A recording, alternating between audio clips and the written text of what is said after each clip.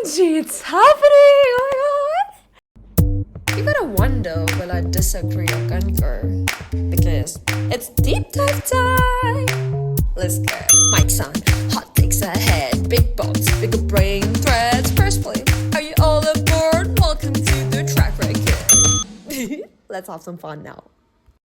It's June 13th, 2025. BTS's 12th anniversary and first comeback after the 2-year military service-led hiatus. South Korea is not just celebrating, it's vibrating. The economy is about to rise, and armies around the world, they are crying, shaking, screaming. So if you find yourself asking, what is the hype even about? Let me tell you. So, who is BTS? Well, really, not just the K-pop artist as you know them. Beyond the fireworks of dynamite and the global shimmer of butter, all the songs that you might have heard, beyond the stadiums they fill and the records they break, BTS are 7 artists with one mission: to heal. They're not just the biggest act of the world, they are the cultural phenomenon that dared to turn vulnerability into power.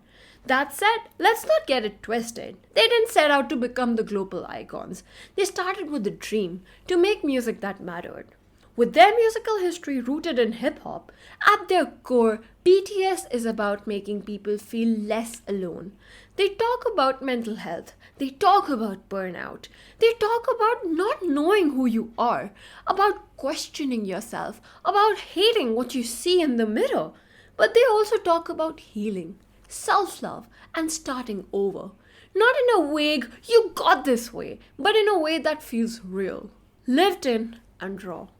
Their name, Bangtan Seodan, means bulletproof Boy Scouts. And no, it's not just a cool phrase. It means they exist to shield their generation from the bullets of prejudice and pressure. They aren't here to play it safe. They are here to challenge, to question, to feel. They told an entire generation in multiple languages that it is okay to rest, that crying doesn't make you weak, that masculinity doesn't have to be violent, that love doesn't need to be loud to be true. And through it all, they gave their fans, the army, not just music, but a mirror, a place to feel seen. So when we ask, who is BTS? Really? The answer isn't in the charts or the trophies or the speeches. It's in the 15-year-old who finally found the words to describe their anxiety. It's in the parent who learned to say, I am proud of you. It's in the strangers who became soulmates just because both of them loved the queen of a song that is Spring Day. BTS is not just about who they are, it's about what they allow us to be. Now, you'd be asking, why am I taking up this particular album, You Never Walk Alone? So before we get into the comeback of the century, we need to rewind. Let's talk about the album that changed everything. The one that made BTS not just famous but beloved. The one that turned them into a movement. To understand why You Never Walk Alone hit the way it did, we need to talk about the world it entered in. And spoiler alert, it wasn't pretty. We're talking 2016 to 17, a perfect storm of chaos, loneliness, and artistic drought. Politically, the world was cracking. Trump had just been elected in the US. Brexit had shaken Europe. And drug war was terrorizing the Philippines. North Korea was launching missiles. Syria was bleeding. Refugees were fleeing war only to be met with walls and bans and hate. It felt like the world was splitting open.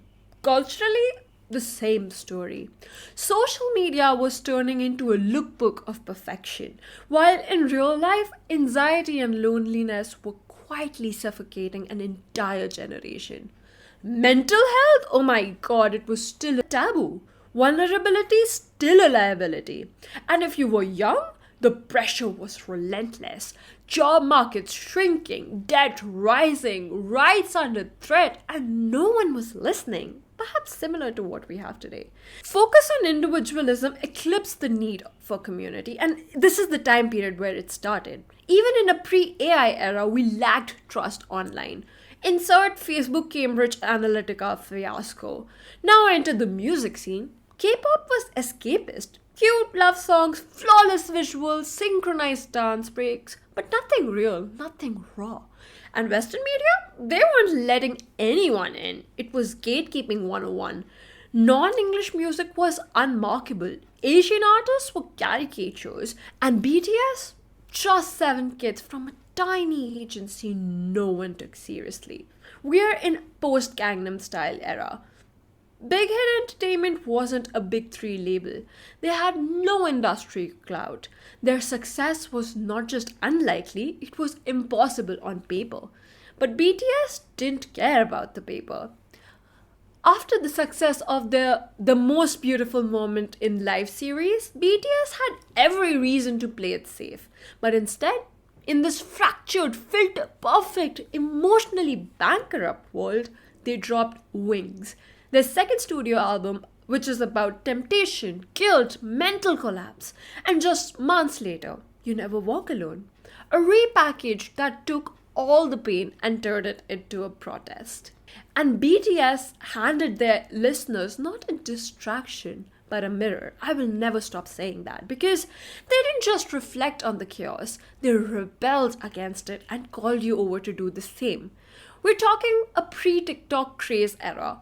They'd used Twitter, not traditional media, Bangtan bombs on YouTube, not broadcast deals, and through it all, they spoke to the kids no one else was writing songs for, the ones too young to vote but too aware to rest, an industry built on polish. BTS made pain powerful. In a world that told young people they were powerless, BTS gave them a voice. And this is where the legend begins. You Never Walk Alone is not just a continuation of Wings, it's a deepening. Spring Day mourned, Not Today raged. It's what happens when the chaos settles and you're left with the silence. When the fall is over and you're lying on the ground asking, now what? This album answers that question with 4 words. You never walk alone.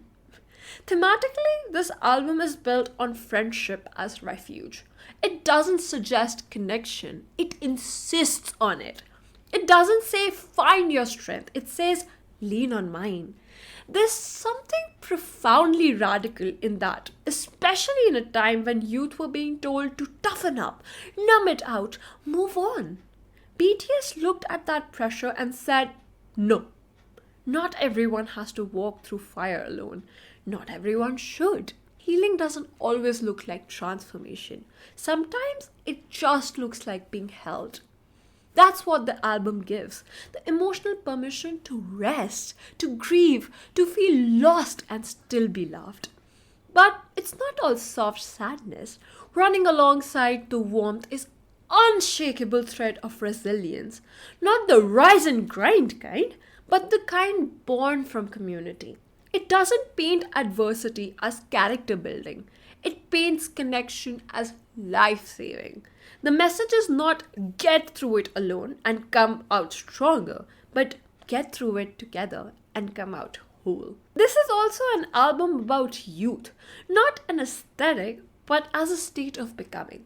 The mess of figuring out who you are when nothing around you makes sense. It gives space to those in-between feelings, when you're too young to be taken seriously, but too aware to be naive. You Never Walk Alone doesn't romanticize youth, it dignifies it, and much needed in the time period it came in. And under all of that, running like a quiet heartbeat is a focus on mental health. This album doesn't scream about depression, it doesn't dramatize despair, it just sits with it. And that in itself is a revolution, especially in 2017 when the global conversation around mental health was still shaky and stigmatized. BTS doesn't lecture or diagnose, they simply say it's okay to not be okay. And we're right here for you. Altogether, You Never Walk Alone becomes more than an album. It becomes a narrative of growth. It extends the story of Wings not by changing its message, but by softening its edges. Where Wings wrestled with temptation and ambition, You Never Walk Alone steadies the heart. It expands on the emotional landscape of BTS's universe. By doing so, it allows the listener to expand too. It's not here to shock you, it's here to stay with you.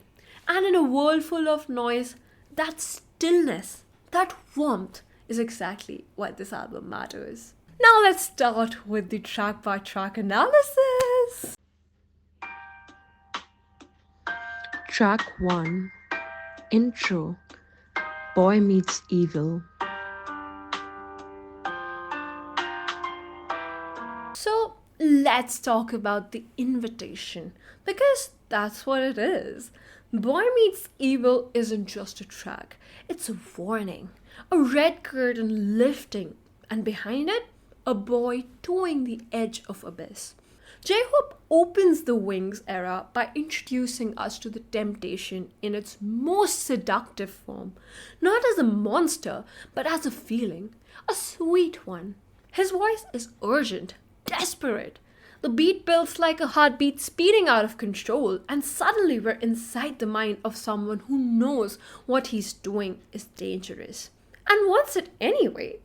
The evil here isn't abstract, it's personal, it's ambition, it's greed, it's the quiet voice that whispers, you could have more. And the moment you listen to it, you're already falling. And that's the thing. This song isn't about the fall, it's about the split second before it. The breathless moment when you know something is wrong, but the pleasure is too strong, too intoxicating, too sweet. Too bad it's too sweet, he repeats. And you believe him. You feel it. J-Hope isn't just warning us to stay away. He's showing us what it looks like to go under, to be swallowed whole. This is the fortune deal, the soul traded for glory, the seduction of success, the agony of realizing you like it too much to stop. And through it all, he dances. On cracked crown, in red smoke, with every part of his body aching like it's already been claimed. It's performance as confession, and it's devastating. Track 2 Blood, Sweat and Tears.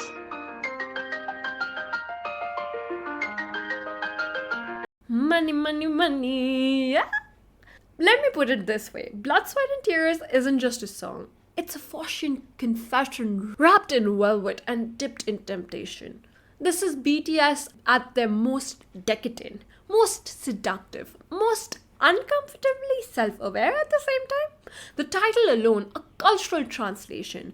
RM borrowed it from Ace Hood's album and gave it a Korean soul. It doesn't exist in Korean colloquial speech. Which is exactly the point. It's foreign, it's dangerous, it's alluring. And so is the love they are singing about. This isn't about heartbreak, it's about handing over your soul willingly. The lyrics are drenched in sin. Peaches and cream, chocolate wings, kiss me, I'll go insane. This isn't metaphor, it's mythology. They're not in love, they are being consumed by it. Jin kisses Lucifer, literally. If you've seen the music video, you know. You know this is more than about romantic obsession. It's biblical, it's Demian, it's picture of Dorian Gray. It's what happens when youth and beauty meet unchecked desire and try to rewrite morality in glitter and green tears. Quite literally. There's the dinner table staged like the Last Supper. There's Lucifer on display like museum art. But the biggest twist? Jin blocks Lucifer with his body, and the wings appear to sprout from his back. That's the moment, the fall. The transformation. The boy who once prayed for purity now poses as the angel who fell. And the synth breakdown? It hits you like temptation at midnight. Sweet, addictive, irresistible. This isn't a song about surviving temptation though. It's about choosing it, knowing it's poison and licking the glass anyway.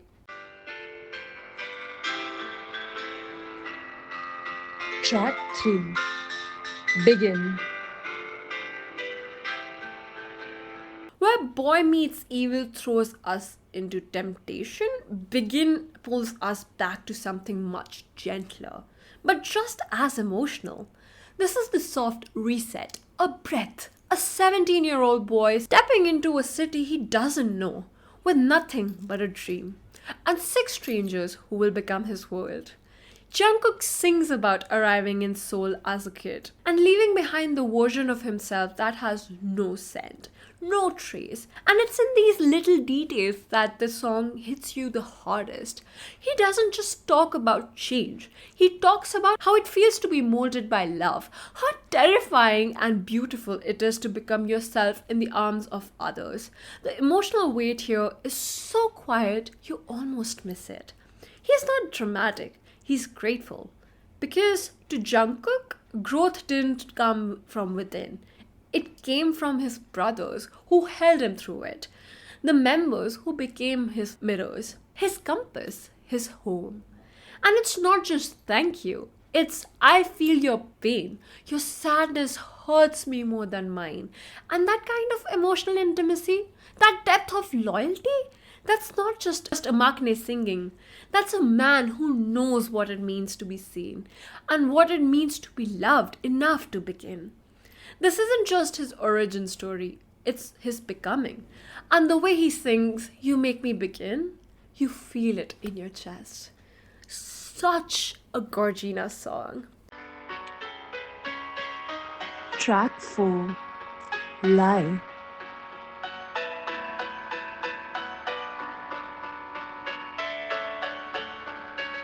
Caught in a lie. From the warmth of Begin, we dive head first into Jimin's psychological maze. Lie isn't a song, it's a spiral, a scream behind glass. This is the sound of someone losing control, not all at once, but piece by piece. Jimin's voice is both angelic and suffocating. He sings about being trapped in a lie, one that he built himself, believed, and now can't escape. The strings slither, the beat jolts like a skipped heartbeat. You're inside his mind now, and it's not safe. And here's where it hits different. This isn't a public performance. It's a private breakdown, disguised as pop. You can feel the shame creeping in, the self-blame, the way every little flaw feels like a sin. He's pleading with his voice in his head, the one that tells him he's not enough, no matter how much he gives. And musically, it's a genius song. Every distorted string, every heartbeat drum, every echo is deliberate. It's text painting. The music doesn't just support the story, it is the story. When he says, I'm caught in a lie, the chords lift for a second as if hope is possible, then crashes back into a minor.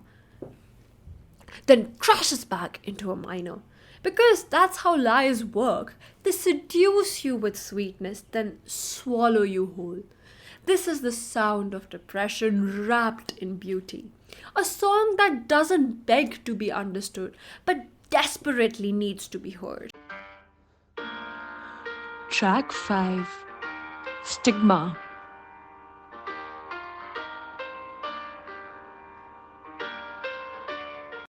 If Begin was innocence and Lie was dissent, then Stigma is the reckoning.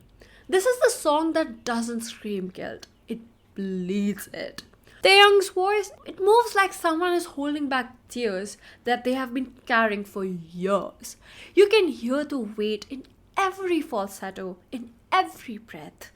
This isn't performance, this is penance. And not the kind that seeks redemption, but the kind that knows it might never come. Stigma is about the pain of having a truth too dark to speak aloud. A hidden act, a sin you didn't want to commit, but now can't erase. He sings, even if I try to hide, it can't be erased. And suddenly, we're not just in a song, we're in a confession booth, one built from regret, not absolution. Connected to Bangtan universe, it mirrors the guilt of character who's tried to protect someone, his sister if you go by the MVs, but only to become a criminal in process. But even without the lore, the emotion stands on its own. Because stigma is not just about a crime, it's about the aftershock, the emotional scar that never quite closes, the voice inside that says, "You did this and you don't deserve forgiveness." The brilliance of this track is that it never tells you what happened. It only shows you what it feels like to live in the aftermath. The cage you built for yourself, the innocence you try to hold on to, but just can't. And when Taeyang begs, "Please let me be punished, please forgive me for my sins," it doesn't feel like drama. It feels like surrender, like the only way forward is through pain. God, I love this song. Track 6 First Love. Most songs about first love are about a person. Sugar's is about a piano. And in typical Jungi fashion, that's exactly why it hurts more. First love isn't just a memory, it's a vow. It starts in a childhood living room with a brown piano and ends in a life filled with fame, trauma, and grief. But the piano stays, always. His witness, his anchor, the only thing that didn't leave. And this is where it gets emotional. Because this isn't just a soft love song, it's a survival story. Jungi raps about poverty, anxiety, injury, and the kind of pain that doesn't just bruise, it shapes you. And through all of it, the piano is his refuge. The metaphor stretches from mother to home to self. It's the only relationship in his life that doesn't ask him to be anything but present. The music mirrors the narrative, a quiet start, rising tension, and finally, a crashing breakdown of strings and emotion. It feels like a conversation between boy and instrument, between artist and the past self. It's not just about holding on to music, it's about not letting go the reason he started, of himself. The song doesn't beg for understanding, it offers truth. And in doing so, it tells us that not all great love are romantic. Some are made of wood and keys and survival. Some are brown pianos in childhood homes. Some never let go.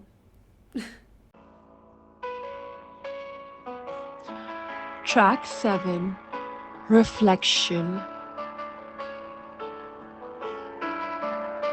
Reflection is not a pop song. It's just out there darpan as we call it in Hindi. It reflects quite literally. And it doesn't always like what it sees. RM takes us to Tuksam, a real place in Seoul where he goes to think. The ambient city noise in the intro, that's his recording. His breath, his escape. This song is as real as it gets. He raps in contradictions. I am happy but I'm unhappy. I want to be free from freedom. He loops through paradoxes like someone pacing through their own mind. Because reflection isn't about answers. It's about questions you just can't stop asking yourself and reflecting over them.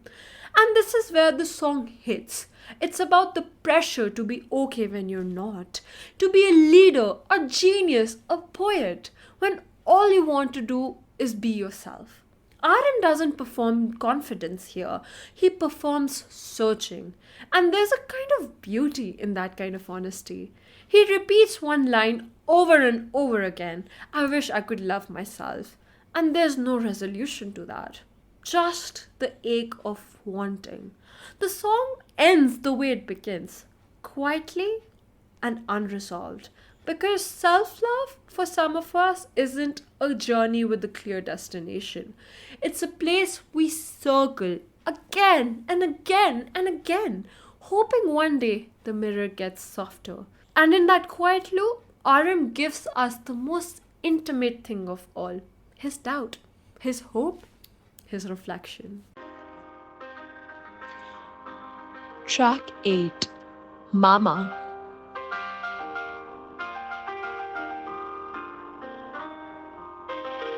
Hey mama! Oh my god. If First Love was a love letter to the piano, Mama is a love song for the first person who believed in you, even when you didn't believe in yourself. This is J-Hope, but not the stage persona, not the sunbeam. This is Jung Ho Seok, the sun. And for 3 minutes, he puts down the mask and lifts up the woman who made everything possible, his mom. He sings with joy, but the words come laced with guilt. Because while the beat feels pride, gospel, almost the story isn't. It's a confession of doubt, of debt, of watching his mother tighten her belt, quite literally, just so he could eat, so he could dance, so he could dream. It's one of those rare K-pop songs that dares to be this personal, that names the struggle, the hunger, the sacrifice, and says thank you without dressing it up. And here's the thing, he calls her strength a placebo, not in a dismissive way, but in the most beautiful sense of the word. Her belief in him made it real. Her voice, the one he literally includes in the song, becomes his anchor, his antidote, his reason. This isn't just a thank you song. This is a son standing up, taking the mic and saying, "You gave me everything, and I see it now." In the Wings universe, where every song is drowning or flying, Mama is the ground, the home, the mother's arms that carried him through the storm. Track 9. Awake. This one hurts because Awake isn't just a song. It's whispered secret from someone who never thought they'd get to sing solo in the first place. This is Jin at his rawest, standing in the middle of Wings chaos, temptation, guilt, despair, and quietly saying, "I know I'm not the best, but I'm still trying." The lyrics are filled with heartbreak, and not because of some great tragedy. The tragedy here is ordinary. The fear of not being enough, of watching your friends soar and wondering if you're the one being left behind, of reaching for a sky and realizing maybe I'll never touch it, but I'll stretch anyway. Not in jealousy, but because I'm ambitious as well. And it's in that reaching that the song finds power. Jin isn't asking to win, he is asking to stay in the game. Even if he knows he can't fly like others, even if he walks while they soar, he's still walking. That's what Awake is, the anthem of almosts. The ones who show up anyway, even when they know it's not worth it, so to speak, even if they know they're not winning, so to speak. It's not just about him, it's about all of us who ever felt like the extra in others' story, the one whose wings came in late. But here's the twist, he sings it so beautifully because he always has, and maybe he can't see it yet, but we can, and that's why this song matters. Folks around us who love us know that we are capable. Sometimes we just need a little bit of holding of hand to see it for ourselves.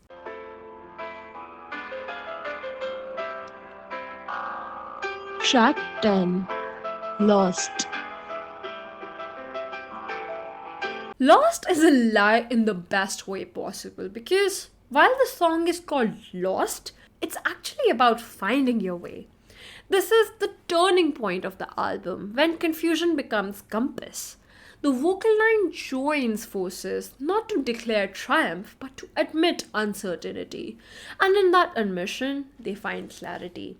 The lyrics speak in metaphors, oceans, deserts, ships, children. But what they're really saying is we don't know where we're going. And that is okay. Because getting lost doesn't mean you're failing. It means you're still searching. And in this universe where perfection is praised and vulnerability is rare, saying I am lost is radical honesty. What makes this track so powerful is the quiet promise underneath. You will always find your way. Like ants that scatter when searching but return to home in a perfect line, you too have a path. Even when you can't see it. This is the most generous kind of hope, honestly. Not the Instagrammable, everything's going to be okay kind, but the messy, tear stained one. I have no clue what I'm doing, but I'm still here kind, which I kind of relate to. The kind we actually need. So, yes, they're singing about being lost, but they're also teaching us how to walk forward together and not alone.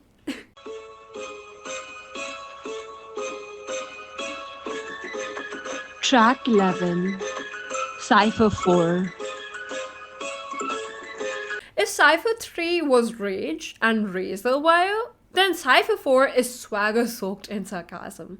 It's not a diss track, it's a declaration of independence. At this point in their career, BTS has survived every gatekeeping insult in the book. They're not real rappers, they're just idols. They're industry puppets. And what do? They answer with the most condescending sorry bae in the history of Korean hip hop.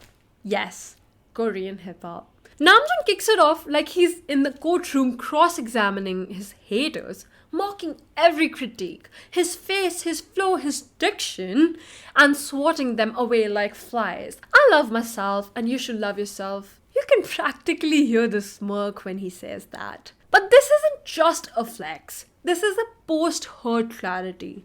This is what it looks like when the underdog wins and decides to enjoy it without explaining themselves anymore. Yoongi brings in the knives as always. His verse slices into the elitism in hip-hop, calling out the people who tried to keep him and his crew out of the room. He's not begging for respect anymore. He's rewriting what it means to deserve it. And Hosok? Oh my god, Hosok is just having fun and I love his verse. His verse bounces with the signature J-Hope flair. Choo! And all but underneath the cheekiness is a man who knows that he made it. The kid they doubted for being too bright, too bubbly, too not hip-hop is now untouchable.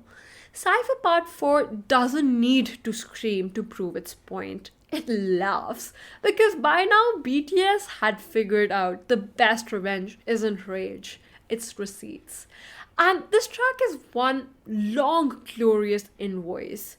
This track worked so that OK could just run, and we love it. Track 12, Am I Wrong? Am I wrong? I love this song. Oh my god. This song is what happens when pop music gets fed up. Am I Wrong sounds like it should be played at a protest rally. Except it's hidden in a shiny genre-blurring album that no one expected to carry social commentary. But BTS, they never liked staying in a lane anyway. Over that slick sampled blue beat, they started asking the kind of questions that adults are supposed to ask, but never do. Is it me who's gone crazy, or is it the world? The lyrics feel like scrolling through Twitter feed after a long day. Wars, injustice, political chaos, and wondering how anyone is still functioning in this world. And let's talk about the context again, because this came out months before the hashtag #MeToo wave, before the impeachment of the South Korean president, before teen-led climate marches made headlines. But BTS were already sounding the alarms. If what you see on the news means nothing to you, you're not normal. They weren't just singing, they were begging to people to wake up. But it's not nihilism. It's never nihilism with BTS. There's a defiance tucked in every line. I still want to find it, my faith. Even in chaos, they're asking you to not numb it out, to feel it, to care. Am I Wrong isn't about being perfect. It's about not going silent. And in a world that's spinning out of control, that's an act of rebellion. Track 13, 21st Century Girl. I'm a ladies. Put your hands up. I love this song. 21st Century Girls is a track by BTS that is not universally recognized as a feminist anthem, which it shouldn't be actually, because rather this is a song that celebrates and empowers young women in a way that acknowledges the societal pressures they face. But at the same time, it's not about uplifting women in ways that you'd think is feminism. But okay, is it guessing too much? Just listen to me. This track is one that sneaks up on you. You think it's a playful bop, and then halfway through, you realize it's your best friend in a song form. It's not pretending to fix everything, but it's the voice that stands next to you at the mirror when you're picking yourself apart and say, "You're doing great, sweetie." And yeah, some people get caught up in "you're my lady" line, but to me, it's not about ownership, it's about protection and being someone's human shield in a world that punishes girls just for existing.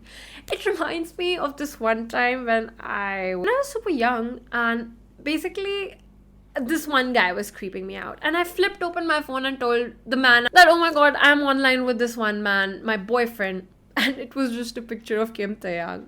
And it was just my wallpaper, by the way. But suddenly that man just backed off. And sure, I shouldn't had to do that.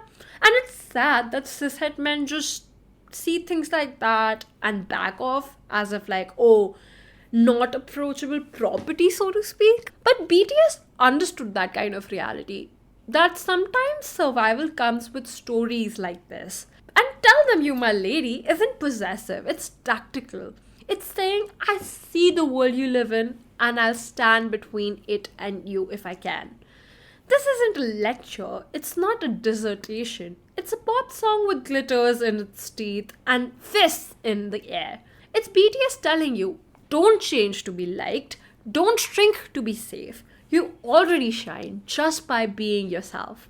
Yes, you're going to have moments of fear. People may criticize you, but don't worry, you're fine. Only you can control you. Like, are we in a consent masterclass?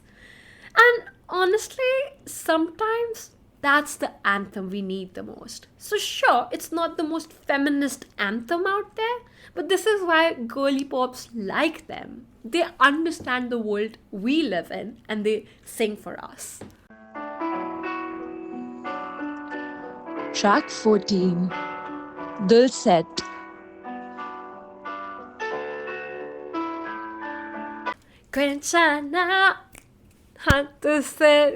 Let's set the stage. The lights dim, the crowd hushes, and BTS counts, "Hana, dil set." And you're already crying because this isn't just a fan song. It's kind of a prayer, a whispered thank you, and I'm sorry at the same time. It's RM admitting he can't promise you a painless life, and Suga telling you that the world thinks he's plastic, but still, he stands. Dil Set, or 2!3! If you want to read it in English, is not just a track, it's an emotional ceasefire of thoughts. A space where grief, gratitude, and growth can coexist without fighting for the mic. It's a confession booth wrapped in melody. RM says he can't lie to ARMY, and that right there is the thesis. It's that rare kind of love where honesty matters more than comfort, where they don't promise sunshine but offer you their umbrella. Then Suga steps in and it gets real, because this isn't just idle poetry. It's a thesis on authenticity in an industry that airbrushes everything. He's naming the shame, the makeup, the rumors, the plastic surgery accusations. He's saying we're not here to be pretty, we're here to be present. And J-Hope? He flips the whole thing. From "I'm your hope" to "you are mine." He doesn't need the spotlight. He needs your smile. He's not just dancing through life because it's easy. He's dancing so that you can forget your sadness for those 3 minutes. This song isn't trying to be viral. It's trying to be vital. a sonic safe space for anyone who's ever been told to toughen up. BTS says, cry if you want to. We'll count 2, 3 with you. This isn't escapism. It's an invitation to feel with them. They're not pretending. They're unbreakable. They're reminding you that healing is real and shared experience. That will set me. Oh, I love this song.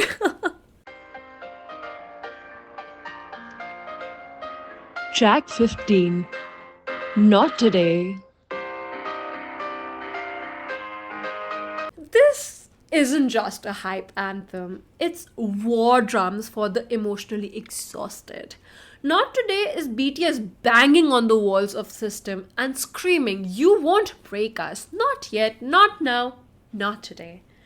Not Today isn't a love letter, so to speak.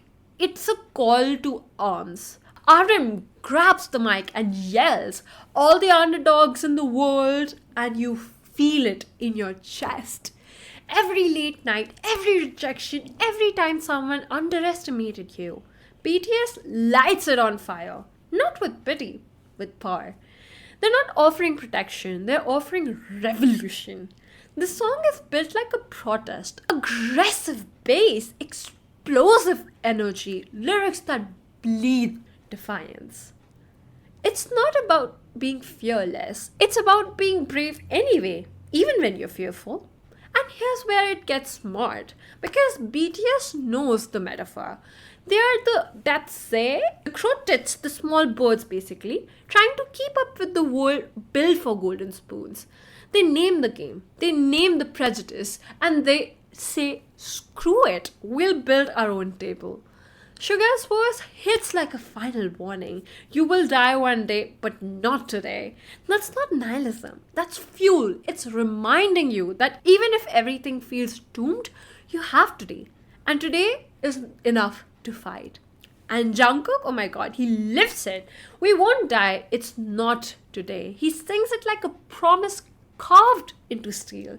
This isn't about protection or perfection. It's about persistence. BTS isn't saying be strong, yada yada yada. They're saying be loud, be angry, be alive. Because not today is our rally cry, our armor, our anthem.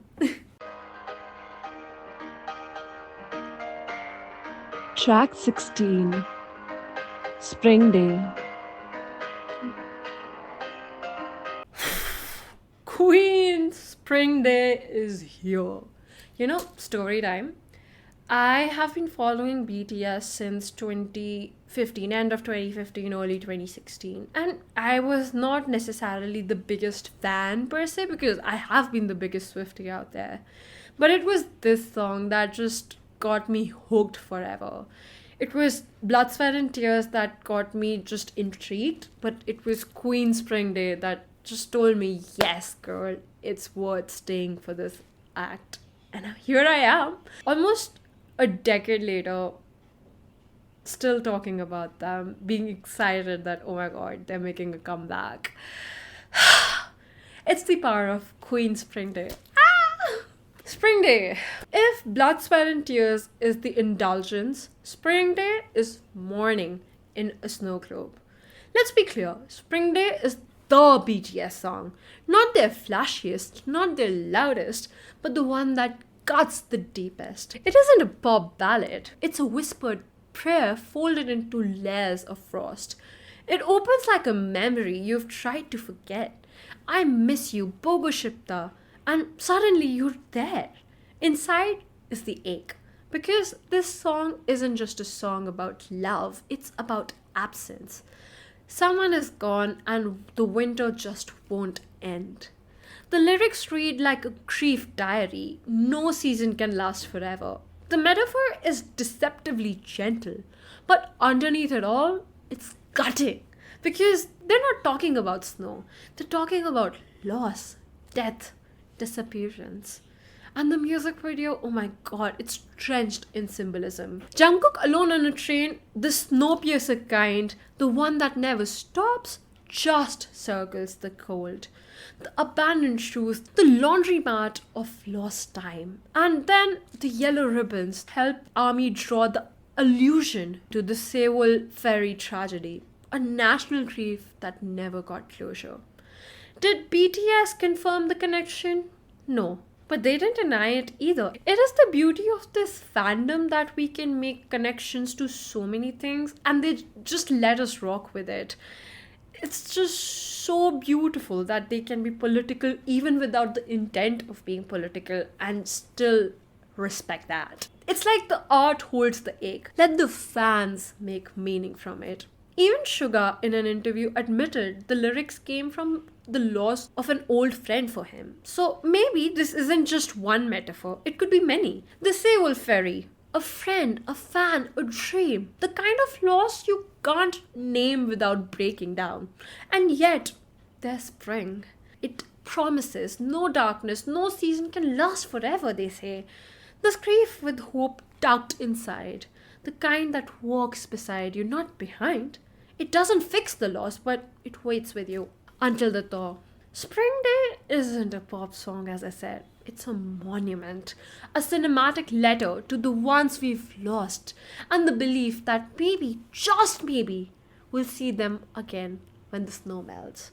Be it reference to the mythology of Omelas, the perfect world that we just never found, Jungkook being that child that you gotta sacrifice, or be it the Seoul Ferry connection. This song cuts deep and I love it. And this is why the fandom loves it too. Track 17. Outro. Wings.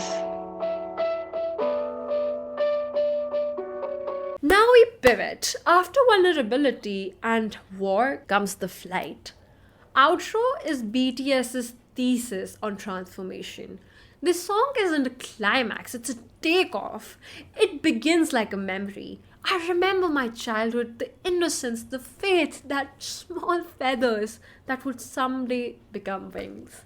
This isn't about nostalgia, it's about belief. The kind you hold before the world teaches you to doubt it.